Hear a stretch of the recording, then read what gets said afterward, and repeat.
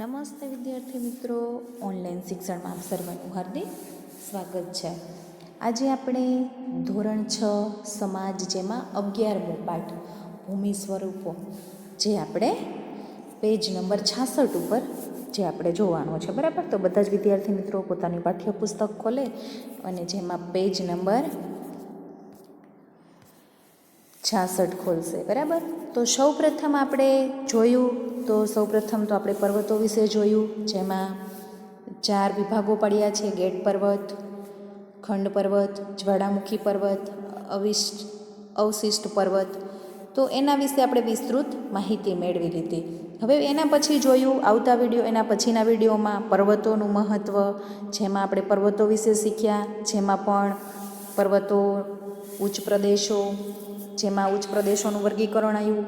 ઉચ્ચ પ્રદેશોમાં ભાગ 3 શીખા. ઉચ્ચ પ્રદેશો જેવા કે આંતર પર્વતીય ઉચ્ચ પ્રદેશ, પર્વત પ્રાપ્તિય ઉચ્ચ પ્રદેશ અને ખંડીય ઉચ્ચ પ્રદેશ. હવે આપણે મેદાનો, હવે ઉચ્ચ પ્રદેશોના મહત્ત્વ સમજી ગયા પછી આપણે મેદાનો વિશે શીખીએ. તો સૌપ્રથમ આપણે જોઈએ તો કે સમુદ્ર સપાટીથી આશરે 180 મીટરથી ઓછી ઊંચાઈએ આવેલા સમતલ કે સપાટ ભૂમિભાગને મેદાન તરીકે ઓળખવામાં આવે છે. તો બધા જ અહીંયા પેન્સિલથી લાઈન દોરશે, જે તમને વ્યાખ્યામાં પણ પૂછી શકે અને પ્રશ્નમાં પણ પૂછી શકે. તો કે સમુદ્ર સપાટીથી 180 મીટર ઓછી ઊંચાઈ ધરાવતા, એટલે કે ઊંચાઈ ઓછી ધરાવતા એવા સમતલ સપાટ ભૂમિ હોય તેને આપણે મેદાન કહીએ છીએ. હવે દુનિયાના મોટાભાગના મેદાન નદીઓ દ્વારા ઠલવાઈ અને માટીમાંથી નિર્માણ પામ્યા છે, એટલે કે તેનું નિર્માણ પામ્યું છે. હવે નદીઓ સિવાય કેટલાક મેદાનોનું નિર્માણ પવન દ્વારા, જ્વાળામુખી દ્વારા અને હિમ નદીઓ દ્વારા પણ થાય છે. હવે મેદાનોનું વર્ગીકરણ જોઈએ તો સૌપ્રથમ આપણે કે મેદાનો કેટલા ભાગમાં વહેંચાય છે, તો કે 3 ભાગમાં તેને પણ વહેંચવામાં આવે છે. સૌપ્રથમ કિનારાના મેદાનો, જે એકદમ સમુદ્ર કે સાગરની નજીક હોય, જેને કિનારાના મેદાન કહેવામાં આવે છે. ઘસારણના મેદાનો કે જે પૃથ્વી અને ઉચ્ચ પ્રદેશો કે નદી કે હિમનદીઓ જેવા પરિબળો દ્વારા ઘસાઈ અને બનેલા મેદાનને ઘસારણના મેદાનો કહેવામાં આવે છે.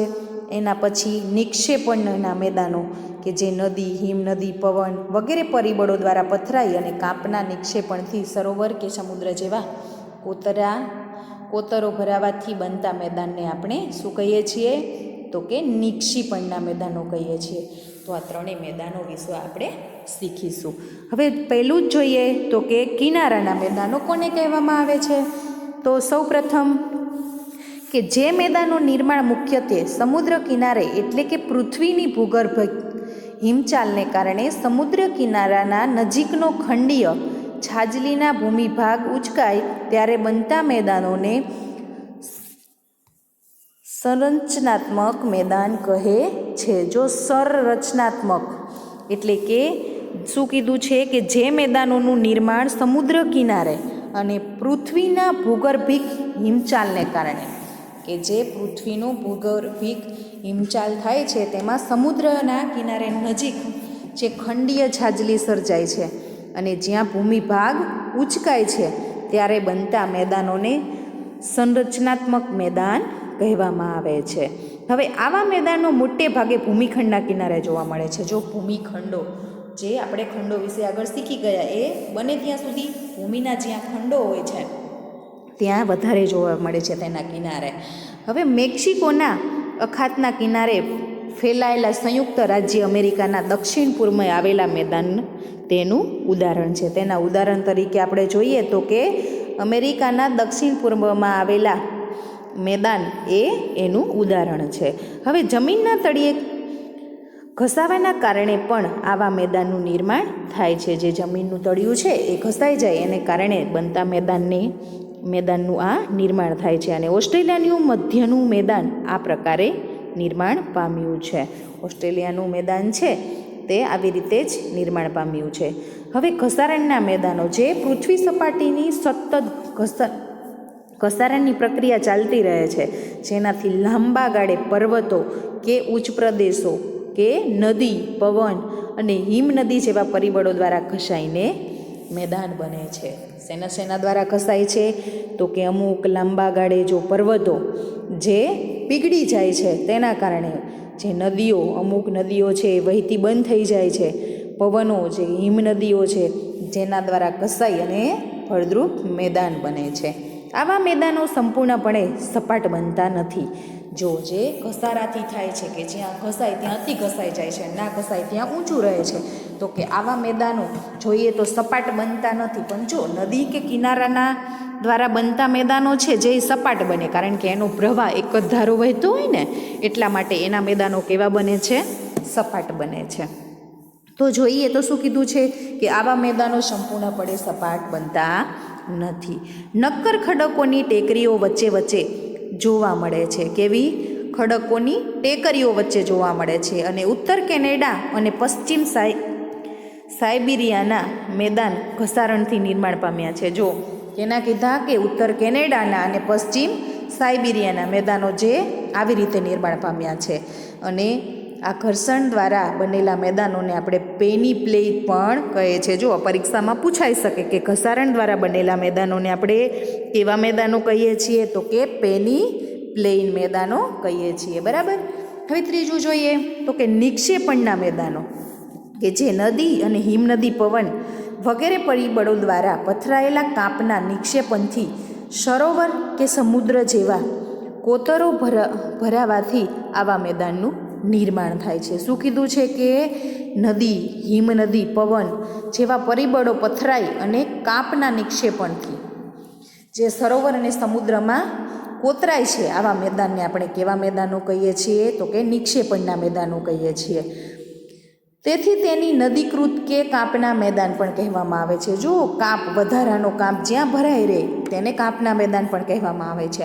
હવે ભારતમાં ગંગા યમુનાના મેદાન, ઉત્તર ચીનમાં હવાંગનું મેદાન, ઇટાલીમાં પો નદી દ્વારા બનેલ લોમ્બાર્ડીનું મેદાન કાપના મેદાનમાં વિશિષ્ટ દ્રષ્ટાંત છે. જ્યારે મેદાનોનું નિર્માણ સરોવરના કાપમાં નિક્ષેપણ થાય છે ત્યારે તેને સરોવરના મેદાન પણ કહે છે. જો જ્યારે શું કીધું છે કે મેદાનોનું નિર્માણ સરોવરના કાપ દ્વારા થતું હોય, એનું ઘર્ષણ થતું હોય, તો એવા મેદાનોને આપણે સરોવરના મેદાનો પણ કહી શકીએ છીએ. હવે કાશ્મીરની ખીણોમાં ભારતમાં સરોવરના મેદાનોનું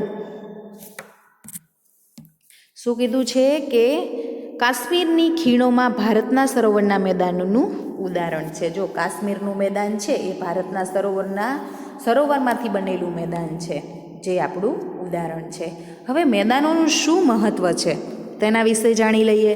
તો કે માનવ વસાહતો અને વ્યવહાર વાણિજ્યના સ્થાનો ફળદ્રુપ મેદાનોમાં સ્થપાય છે. જો માનવ વસાહતો એટલે કે માનવીને રહેવા માટેના જે વસાહતો છે અને વ્યાપાર વાણિજ્યો છે તે ફળદ્રુપ મેદાનમાં સ્થપાય છે. સપાટ મેદાનો સડક માર્ગ, રેલ માર્ગ જેવા ઉપયોગી અને પુરવાર થયા છે. ગીચ વસ્તીમાં ધરાવતા શહેરો મેદાનોમાં આવેલા હોય છે. જો ગીચ વસ્તી, જ્યાં ખૂબ જ ગીચ વસ્તી હોય, શહેરમાં કેવી વસ્તી હોય? ખૂબ જ ગીચ હોય, જે મેદાનમાં આવેલું છે. ફળદ્રુપ જમીન ખેત ઉત્પાદન માટે વધુ ઉપયોગી છે. હવે જમીન જેટલી ફળદ્રુપ એટલી ખેતી માટે ખૂબ જ ઉપયોગી છે. હવે ખેત પેદાશોનો ઉદ્યોગ માટે આપણે કાચો માલ પૂરો પાડવો હોય તો આપણે ખેતરમાં વાવવું જોઈએ ને, તો જે પણ એક મેદાન તરીકે ઓળખવામાં આવે છે. તો કે ખેતીનું ઉત્પાદન અને કાચો માલ લેવો, જે આપણને મેદાનો પૂરા પાડે છે. હવે ઉપસાગર. હવે ઉપસાગર કોને કહેવાય? પ્રથમ તો આપણે પહેલાં જોઈ લઈએ. તો કે સામાન્ય રીતે મહાસાગરના જળભાગોના આસ્તિક ભાગ એટલે કે ઉપસાગર. જો શું કીધું છે કે જળભાગોનો આસ્તિક ભાગ એટલે કે થોડો ભાગ, એટલે કે એને આપણે ઉપસાગર કહીએ છીએ. જે ફરતે જમીનના ખુલ્લા વિશાળ સરોવરો જેવો આકાર ધારણ કરે છે. તે કેવો આકાર ધારણ કરે છે? તો કે ફરતે જમીનથી ખુલ્લું હોય અને વચમાં એવું નાનું એવું સરોવર હોય, એવો આકાર ધારણ કરે છે. હવે ઉપસાગરો વિશાળ અને નાના કદના હોઈ શકે છે. જો કેવા હોય? વિશાળ એટલે કે મોટા, અને નાના કદ નાનું એનું, અને આમ મોટું જબરું હોય, જે હોઈ શકે છે. હવે ભારતના બંગાળાનો ઉપસાગર તેનું શ્રેષ્ઠ ઉદાહરણ છે. આપણા ભારતમાં બંગાળાનો ઉપસાગર આવેલો છે, જે એનું ઉદાહરણ છે. હવે અખાત કોને કહેવાય?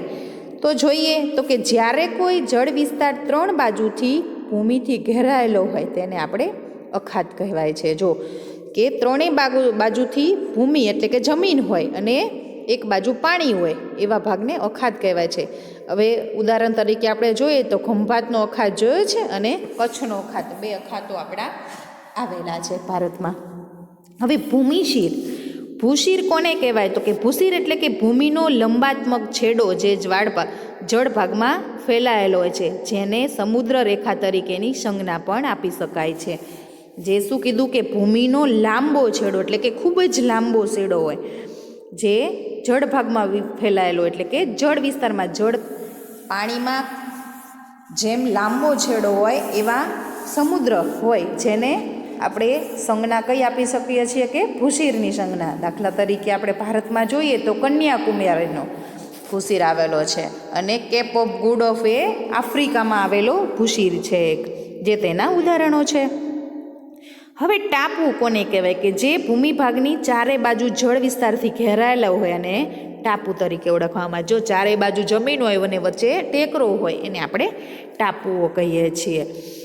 તો ઉદાહરણ તરીકે જોઈએ તો કે લક્ષદ્વીપ નામનો જે ટાપુ આવેલો છે અને અંદમાન નિકોબાર, શંખોદ્વાર જે બેટ દ્વારકા કહીએ છીએ તે, પિરોટન, નરાબેટ, પિરમબેટ એ વિશાળ અને શિયાળ બેટ જે એના ઉદાહરણો છે. હવે ખીણ કોને કહેવાય તો કે પર્વતોના હારમાળા વચ્ચે આવેલા નીચાણવાળો ભાગ જેને આપણે ખીણ કહીએ છીએ, જે ઘેડ પર્વતો અને ખંડ પર્વતોની નિર્માણ વખતે તથા હિમનદીના ઘસારણના કાર્યના પરિણામે ખીણોની રચના થાય છે. દાખલા તરીકે કાશ્મીરની ખીણ એટલે કે ખાડો, જે પર્વત હોય અને વચ્ચે ખીણ આવેલી હોય અને આપણે ખીણ તરીકે ઓળખીએ છીએ. હવે સામુદ્રધુની, હવે સામુદ્રધુની કોને કહેવામાં આવે છે કે બે જળ વિસ્તારોને જોડતી સાંકડી જે જળપટ્ટી છે તેને આપણે સામુદ્રની કહીએ છીએ. દાખલા તરીકે ભારત અને શ્રીલંકા વચ્ચે આવેલી પાલકની સામુદ્ર ધુની કહેવામાં આવે છે. જો શેના વચ્ચે આવેલી છે આપણે ભારત અને શ્રીલંકા વચ્ચે, જો જે પાલકની સામુદ્ર ધુની આવેલી છે, જે બેની જળ વિસ્તારોથી જોડતી સાંકડી એવી જળપટ્ટી આવેલી છે, જે આપણે પુલ રચીએ છીએ ને એને આપણે સામુદ્રી ધુની કહીએ છીએ. સંયોગી ભૂમિ કોને કહેવામાં આવે છે તો કે જે જળ વિસ્તારોને અલગ કરતી સાંકડી કડી છે, જે જળ વિસ્તારોથી અલગ કરતી જે સાંકડી કડી છે ને તેને ભૂમિપટ્ટીની, તેને સંયોગી ભૂમિ કહેવામાં આવે છે. જો કે બે જળ વિસ્તારની અલગ અલગ કરતી સાંકડી કડી જે એક જ ભાગના બે ભાગ પડે છે એને આપણે સંયોગ એટલે કે ભેગું થવું એ કડીને આપણે સંયોગી ભૂમિ તરીકે ઓળખવામાં આવે છે. કે જે બે જળ વિસ્તારો અલગ થતા હોય અને એના આગળ જઈ અને બંને ભેગા થાય એ સાંકળ થઈ તો એવી સંયોગી ભૂમિ એને કહેવામાં આવે છે. બે સાંકડી જે જળ વિસ્તારોથી અલગ કરતી સાંકડી ભૂમિપટ્ટીને આપણે સંયોગી ભૂમિ કહીએ છીએ. ઉદાહરણ તરીકે પનામા ઉત્તર અને દક્ષિણ અમેરિકામાં ખંડ વચ્ચે, શું કીધું, ઉત્તર અને દક્ષિણ અમેરિકાના ખંડ વચ્ચે જે રચાયેલી છે સાંકડી પટ્ટી, ભૂમિપટ્ટી, તેને આપણે પનામા તરીકે ઓળખીએ છીએ. તે તેનું ઉદાહરણ છે. હવે દીપકલ્પ, જો દીપકલ્પ એટલે કે જે ભૂમિ ભાગને ત્રણ બાજુ સમુદ્ર અને એક જ બાજુ જમીન વિસ્તારથી જોડાયેલો હોય તેને આપણે દીપકલ્પ કહીએ છીએ. જો કેટલી બાજુ કીધું છે, પાણી, ત્રણ બાજુ પાણી હોય અને એક જ બાજુ જમીનનો વિસ્તાર જોડાયેલો હોય તેને આપણે દીપકલ્પ કહીએ છીએ. દાખલા તરીકે દક્ષિણ ભારતમાં અને સૌરાષ્ટ્રમાં જે ત્રણ બાજુ પાણી છે દરિયાનું અને એક જ બાજુ જમીન છે, તો આવા વિસ્તારને આપણે દીપકલ્પ કહીએ છીએ. તો અહીંયા આપણો પાઠ પૂરો થાય છે. હવે પાઠ 11નું સ્વાધ્યાય આપણે આગળ જોઈશું. હવે આ પાઠમાં આપણે શું શું શીખા તો કે સૌ પ્રથમ આપણે શીખા પર્વતો વિશે, જેમાં પર્વતો કેટલા ભાગમાં વહેંચાયેલા છે તો કે 4 ભાગમાં વહેંચાયેલા છે. ઘેડ પર્વત, ખંડ પર્વત, જ્વાળામુખી પર્વત અને ઓશિષ્ટ પર્વત. ત્યારબાદ આપણે જોઈએ તો એની વિસ્તૃત માહિતી આપણે મેળવી. પછી પર્વતો વિશે તો પર્વતોનું મહત્ત્વ શીખા, આગળ ઉચ્ચ પ્રદેશોનું વર્ગીકરણ શીખા, જેમાં પણ 3 ભાગમાં વહેંચાય છે ઉચ્ચ પ્રદેશો: આંતરપર્વતીય ઉચ્ચ પ્રદેશ, ખંડીય ઉચ્ચ પ્રદેશો અને પર્વત પ્રાપ્તીય ઉચ્ચ પ્રદેશો. હવે એના વિશે પણ આપણે વિસ્તૃત માહિતી મેળવી લીધી. એના પછી મેદાનો વિશે, જ્યાં 3 પ્રકારના મેદાન છે, જેમ કે કિનારાના મેદાનો એટલે કે જે કિનારાથી બનેલા મેદાન છે તેને કિનારાના મેદાનો કહે છે. ઘર્ષણના મેદાનો કે જે પૃથ્વી સપાટીથી લાંબા ગાળે પર્વતો અને ઉચ્ચ પ્રદેશો, નદી, પવન કે હિમનદ જેવા પરિબળો દ્વારા ઘસાઈને બનેલા હોય છે તેને આપણે ઘસારણના મેદાનો કહીએ છીએ. એના પછી નિક્ષેપણના મેદાનો, તે પણ આપણે શીખી ગયા. અને એના પછી મેદાનોનું મહત્ત્વ, તે પણ આપણે શીખી ગયા. અહીંયા આપણો પાઠ 11 પૂરો કરીએ છીએ. સ્વાધ્યાય આપણે આવતા વિડીયોમાં જોઈશું. નમસ્તે, જય હિન્દ.